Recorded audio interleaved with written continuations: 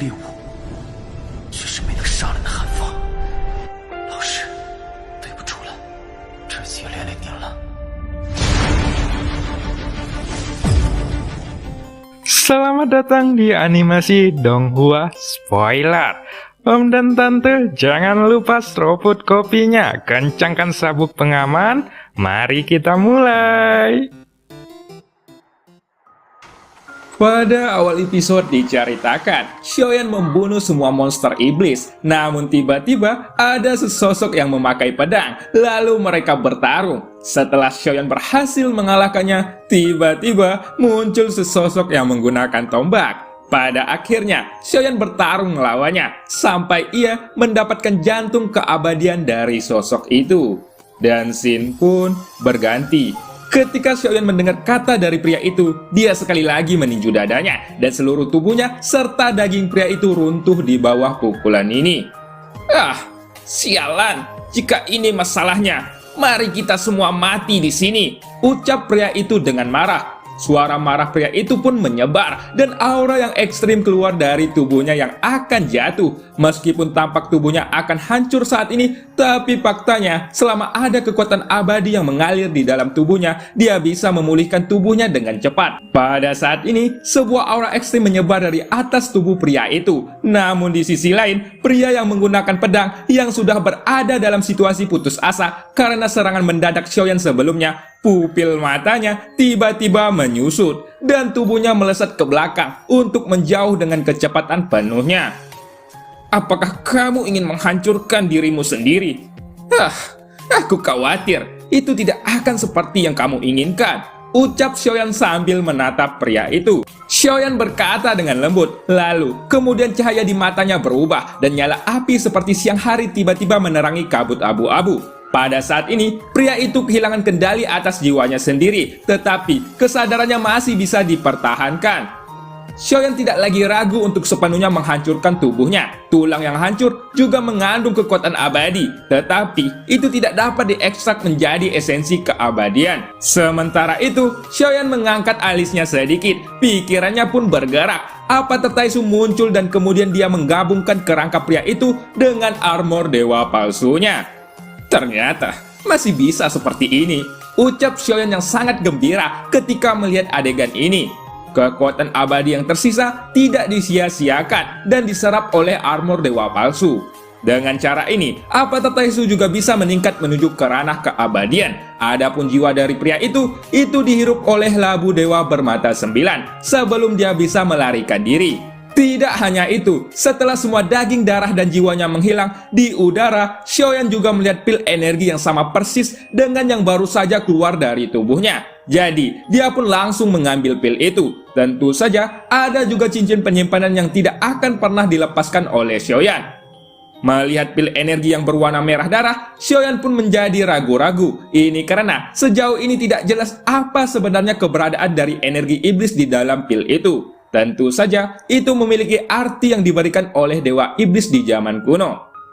Telan saja, jangan takut. Semakin banyak energi iblis yang kamu miliki di tubuhmu, semakin besar kemungkinan bahwa kamu akan mendapatkan warisan dari dewa iblis. Meskipun kupikir warisannya sangat umum, tetapi dari sudut pandang saat ini, itu sangat cocok untukmu dalam meningkatkan kekuatan di waktu yang singkat ini, ucap sang ratu. Tepat ketika Xiaoyan ragu-ragu tentang masalah ini, suara sang ratu tiba-tiba terdengar dari arah sampingnya. Xiaoyan pun melirik sang ratu dengan curiga dan masih memiliki beberapa keraguan di dalam hatinya. Dia tidak tahu tentang energi iblis ini. Dia hanya tahu bahwa energi ini akan mempengaruhi keinginannya dan akan membuat kesadarannya menghilang. Jangan khawatir, istrimu ada di sini. Jadi jika kamu tidak tahan dengan energi itu, aku akan mengorbankan diriku untuk memuaskan keinginanmu, ucap sang ratu sambil tersenyum. Sang ratu sepertinya melihat keraguan Xiaoyan melalui pikirannya, dan juga ada dua rona merah di pipinya saat ini. Namun ketika mendengar ucapan sang ratu ini, Xiaoyan segera menyingkirkan pil itu secara langsung dan tidak berniat untuk menelan pil itu. Jangan khawatir. masih ada satu orang yang belum aku selesaikan, ucap Xiaoyan berbatuk 2 kali. Ia tidak berani menatap sang ratu, tetapi bergegas ke kabut abu-abu dengan gerakan yang cepat. Adapun pria abadi yang memegang pedang, dia tidak pernah bersembunyi, karena bersembunyi tidak ada arti baginya. Dia hanya berdiri di kabut abu-abu sambil memegang pedangnya yang sudah patah. "Ayo kita bertarung lagi," ucap pria berpadang itu. Kini niat bertarung melonjak di matanya, karena tidak ada pilihan lain selain bertarung. "Karena aku telah memilih jalan ini, aku juga tahu bahwa aku tidak akan pernah bisa kembali," ucap pria itu sambil memandang Xiaoyan.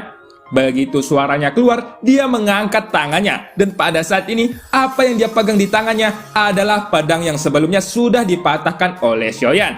Akan tetapi, bahkan jika pedang itu sudah patah, itu masih mengandung energi pedang yang cukup kuat.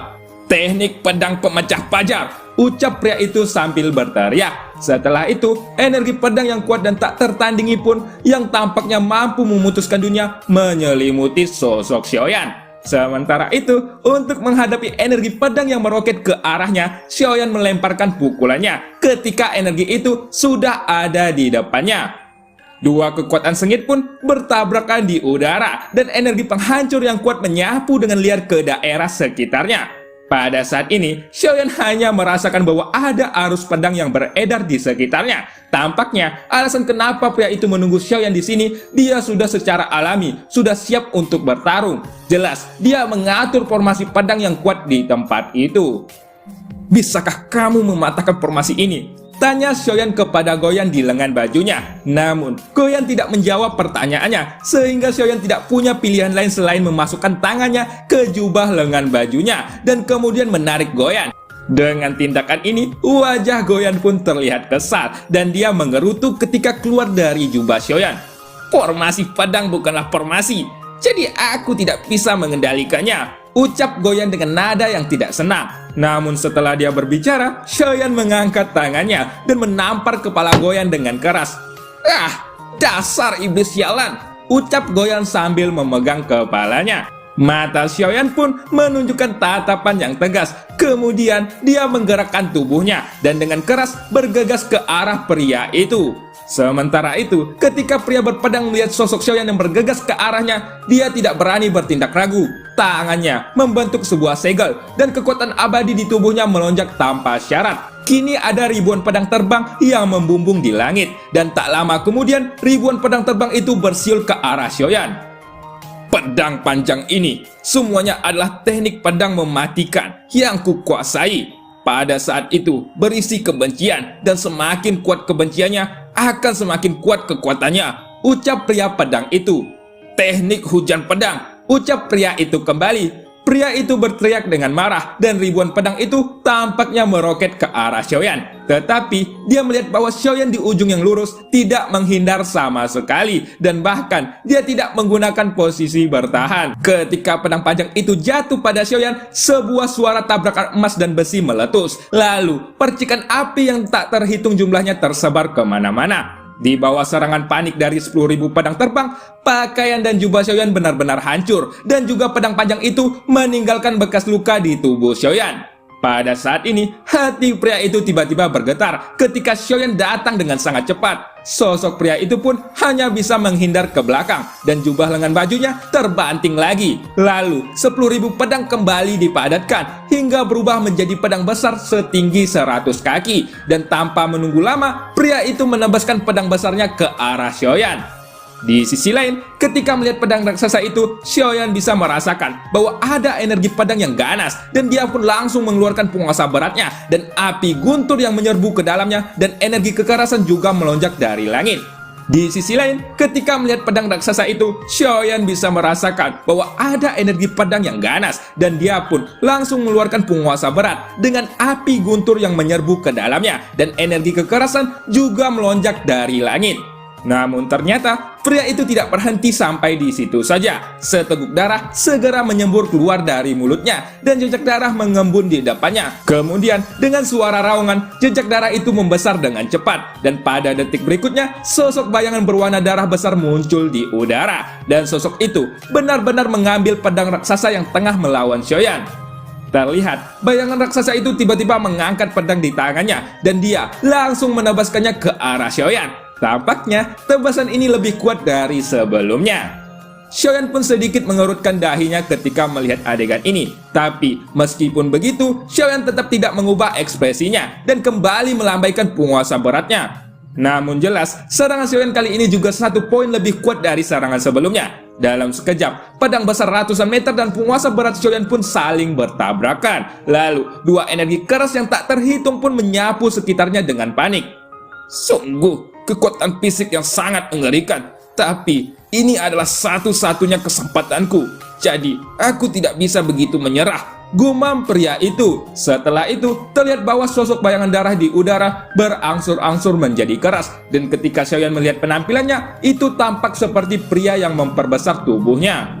Setelah itu, terlihat bahwa sosok bayangan darah di udara berangsur-angsur menjadi keras. Dan ketika Xiaoyan melihat penampilannya, itu tampak seperti sosok pria yang memperbesar tubuhnya. Sosok raksasa itu tampak sangat luar biasa dengan memegang pedang raksasa hingga menutupi langit dan matahari. Tubuhnya memancarkan energi pedang yang sangat mengerikan. Sementara itu, ketika Xiaoyan menatap sosok besar ini, matanya sedikit menyipit. Dan kali ini, Xiaoyan yakin bahwa ini adalah pukulan habis-habisan dari kultivator Kaisar Keabadian. Detik berikutnya, sosok besar itu meraung, lalu dia menebas ke arah Xiaoyan dengan pedang besar sepanjang 100 meter. Sekarang, Xiaoyan mengeluarkan kekuatan bayan dan menggunakan kekuatan api iblis. Sosok Xiaoyan sangat mendominasi. Api melonjak di atas penguasa berat yang dia pegang. Lalu, lautan energinya berubah menjadi api putih yang tak terhitung jumlahnya. Lalu, ketika api putih dituangkan ke dalam penguasa berat, seluruh penguasa menjadi panas, seolah-olah akan terbakar. Setelah itu, sayap dewa tiba-tiba mengepak di belakang Xiaoyan, dan dalam sekejap, tubuhnya seperti panah yang dilepaskan, bersamaan dengan penguasa berat yang dilambaikan. Segera, api yang membumbung ke langit mengalir dengan sangat deras, dan itu adalah serangan yang berasal dari kehidupan, serta sebuah ayunan pedang besar. Pada tebasan pertama, Xiaoyan sedikit tertinggal, tetapi dia tidak kehilangan kendali atas tubuhnya. Xiaoyan hanya melesat sedikit ke belakang, dan pada detik berikutnya, lengannya tiba-tiba terangkat untuk melakukan tebasan kedua. Itu adalah tabrakan sengit dan tak tertandingi, lalu energi keduanya menyapu dengan liar. Setelah tebasan kedua keluar, kekuatan pedang raksasa itu jelas sangat melemah. Kemudian, sosok Xiaoyan berhenti sejenak. Kali ini, dia memegang penguasa berat dengan kedua tangannya. Lalu, energi agung berubah menjadi nyala api yang mengerikan. Dan sambil berputar-putar, itu mengalir ke dalam penguasa beratnya. Segera, tebasan ketiga Xiaoyan dilesatkan. Dan sekali lagi, penguasa berat Xiaoyan pun bertabrakan dengan serangan pedang raksasa milik pria itu. Keduanya membanting satu sama lain dengan kekuatan yang paling kuat. Kekuatan yang sengit pada pedang raksasa menyebabkan udara dihancurkan dengan gila-gilaan, dan ayunan penguasa berat Xiaoyan menyebabkan lautan api di sekitarnya. Detik berikutnya, suara yang sangat keras meletus, dan api menghancurkan segala sesuatu di sekitarnya. Bayan tersapu dengan panik, dan jiwa serta tubuh pria itu dipisahkan secara terpaksa, hingga dia kehilangan kesadaran untuk sementara waktu. Apakah aku akan mati? Gumam pria itu di dalam hatinya. Inilah yang pria pikirkan untuk pertama kalinya. Tetapi ketika dia bereaksi dengan cepat, ada sakit yang parah pada tubuhnya. Karena ternyata tubuh dan jiwanya terbakar. Kedua rasa sakit itu terjalin hingga menyebabkan dia membuat raungan yang menyakitkan. Namun, masih ada kekuatan keabadian yang membuatnya pulih dengan kecepatan yang sangat mengerikan. Hanya saja, ketika pria itu kembali sadar dan mengangkat kepalanya lagi, ada suara bergerak dari pedang raksasa miliknya. Sementara itu, pada saat pria itu masih terdiam, Xiaoyan sedang memegang penguasa beratnya dan masih berjuang melakukan perlawanan. Lalu, sebuah retakan kecil pun muncul di pedang itu ketika penguasa baratnya menyentuh bilah pedang itu. Namun, muncullah retakan itu seperti jaring laba-laba karena pada saat berikutnya, pedang raksasa itu tiba-tiba pecah dengan sangat mengejutkan. Kini, tubuh pria itu juga tampak mati seiring dengan patahnya pedang raksasa. Pedang raksasa itu akhirnya dihancurkan dan mata pria itu pun marah karenanya. Segera, energi iblis melonjak dari dalam tubuh pria itu dan pil energi yang kekal di tubuhnya pun meledak. Detik berikutnya, seluruh tubuh pria itu dipenuhi dengan gelombang kehancuran. Tampaknya, dia berencana untuk meledakkan dirinya sendiri. Kemudian terlihat bahwa tubuh pria itu terus mengembang dan segera terjadi ledakan daging dan darah. Akan tetapi, itu tidak meledak dengan kekuatan ledakan diri yang kuat, seperti yang Xiaoyan bayangkan. Daging dan darah menyebar, namun itu pergi menuju bayangan besar di udara, dan kini seluruh daging serta darah itu bergabung ke dalamnya. Segera setelah itu sosok bayangan darah ini menjadi sangat padat, dan seteguk darah besar pun menyembur keluar dari mulut raksasa berwarna darah ini. Tetapi semburan darah itu seperti air sungai, dan Xiaoyan juga melihatnya bahwa darah itu membungkus pedang raksasa yang patah. Darah yang disemburkan itu seperti tanaman merambat, lalu kembali menumbuhkan bilah yang sebelumnya patah. Kemudian seluruh energi iblis yang sangat melimpah tiba-tiba melonjak, dan sepertinya sosok pria itu kehilangan kesadarannya pada saat ini. Di sisi lain, Xiaoyan sedikit terkejut ketika melihat adegan ini. Pada saat ini, merasakan aura yang memancar dari raksasa berwarna darah itu. Matanya bersinar dengan kegilaan yang intens. Apakah ini energi iblis yang sebenarnya? Gumam Xiaoyan yang terkejut ketika merasakan aura dari bayangan raksasa itu. Di detik berikutnya, raksasa berwarna darah itu mengangkat pedang berwarna darah dan menebaskannya ke arah Xiaoyan. Kecepatannya bahkan lebih cepat dari sebelumnya, dan itu dibungkusi oleh energi iblis yang sangat kuat. Dia benar-benar bisa menggunakan energi iblis. Gumam Xiaoyan sambil mengangkat alisnya. Ledakan pun terjadi. Xiaoyan pun mengayunkan penguasa beratnya lagi, dan itu bertabrakan dengan pedang berdarah yang diayunkan oleh bayangan raksasa. Tapi ketika pria itu sudah kehilangan kesadarannya, Xiaoyan saat ini tidak ingin membuang waktu lagi untuk bertarung melawannya. Pertarungan sebelumnya memang terlihat sengit, tetapi pada kenyataannya, Xiaoyan sengaja mengkonsumsi energi dewanya untuk melawan pria itu dan tidak menggunakan kekuatan mutlak dari tubuh abadinya. Jika dia menggunakan kekuatan di tubuh abadi, dia dapat dengan paksa menantang kultivator di langkah keempat keabadian Kaisar. Kini bayangan penguasa Xiaoyan meledak dengan kekuatan tubuh abadi milik Avatar Yuan Shen. Dan setelah ledakan yang keras, penguasa berat yang diayunkan oleh Xiaoyan memantulkan pedang berwarna darah yang panjangnya 100 kaki. Selanjutnya, sayap dewanya tiba-tiba mengembun di belakang Xiaoyan, dan ini menyebabkan kecepatannya segera meroket. Dalam sekejap, Xiaoyan melesat dan mendekati raksasa berwarna darah. Dalam sekejap, Xiaoyan melesat dan mendekati raksasa berwarna darah itu. Lalu, penguasa barat yang penuh dengan api di tangannya menebas hanya dengan satu tebasan. Teknik penguasa pembunuh dewa, ucap Xiaoyan. Xiaoyan pun mengayunkan tangannya. Penguasa baratnya menghantam bayangan raksasa, dan kemudian terdengarlah suara ledakan dalam pertarungan itu. Pada saat ini, setengah dari seluruh kepala raksasa itu langsung dihancurkan. Namun, sosok Xiaoyan tidak berhenti. Tangan lainnya mengepal, dan itu digunakan untuk meninju dada dari pria berpedang. Tubuh pria itu pun hancur, dan darahnya menyembur keluar. Dan kita bisa melihat jantung emas yang berdetak di tubuh pria itu. Untuk kultivator di langkah kedua, jantung abadi masih merupakan darah kehidupannya. Dalam masalah ini, bayangan raksasa itu tidak bisa mengalahkan Xiaoyan. Bahkan, jika energi iblis melonjak di dalam tubuhnya itu, tidak akan terlalu signifikan untuk peningkatannya. Sosok Xiaoyan pun langsung menembus sosok besar itu, dan kemudian lubang besar juga terbentuk di dada pria itu. Sosok Xiaoyan pun langsung menembus sosok besar itu, dan kemudian lubang besar juga terbentuk di dada pria itu. Lalu ketika Xiaoyan muncul di belakang pria itu, dia memegang jantung yang berdetak di tangannya. Xiaoyan tidak ragu-ragu, kelima jarinya tiba-tiba melipat bersama. Jantung itu pun meledak, dan darah keabadian mengembun di depannya. Di sisi lain, raksasa berwarna darah itu tampaknya telah kehilangan dukungan dari kekuatannya, dan dia mulai berantakan. Daging dan darah abadi itu sudah lama bergabung dengan raksasa, dan itu juga berarti bayangan itu sudah tidak bisa bertahan lagi. Lalu ketika raksasa berwarna darah itu runtuh, energi kehidupannya juga berlalu dengan cepat. Sampai setelah sosok besar itu benar-benar menghilang, pil iblis dipadatkan lagi. Itu membentuk perubahan kualitas dan tidak jelas untuk menerapkannya pada orang itu. Pada saat ini, Xiaoyan memegang pil iblis di tangannya, dan tentu saja cincin pria itu juga tidak terlupakan. Namun tepat ketika Xiaoyan masih memikirkan apakah akan menelan pil atau tidak, kabut abu-abu di sekitarnya bergegas menuju ke arahnya, dan itu berisi energi murni serta energi iblis yang sangat kaya. Dan cerita pun berakhir. Sampai jumpa di episode selanjutnya. Berliterasi sama Pak Alex. Terima kasih yang udah like.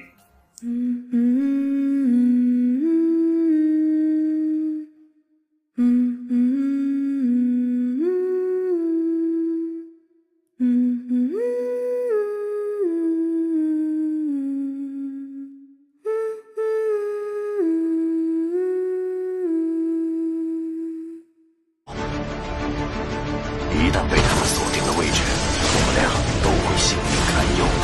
所有的隐忍，是为了这一天。我已经等待了太久。今天若是你能够安然无恙地走下擂台，萧炎从此不再踏进迦南学院半步。他迟早会发现的。既然如此，就给他一个惊喜吧。今天，我不会让你们两人彻底的闭上嘴。就算他还活着，你们之间也绝不可能。